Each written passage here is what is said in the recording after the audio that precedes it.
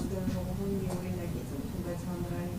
գերակաշարի վերաբերյալ, այնտեղ փոփոխություններ էին կատարվում, բավականին իմաստով, որ անկախ նրանից կվիճարկվի թե չէ, մտնելու է ուժի մեջ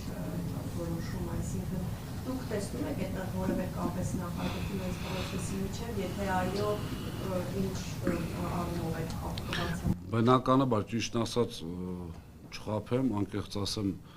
տեղյակ չեմ ձեր ասած որոշումից, բայց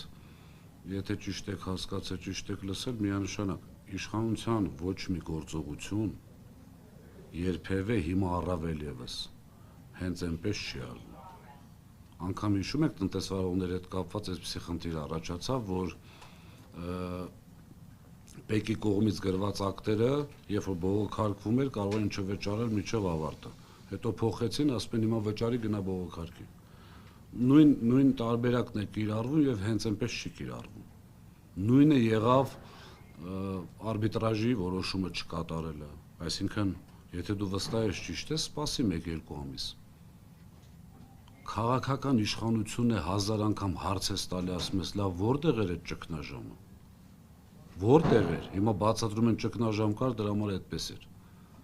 Չկար ճգնաժամ, խաբել են ընդամենը եւ հիմա էլ շարունակում են խաբել։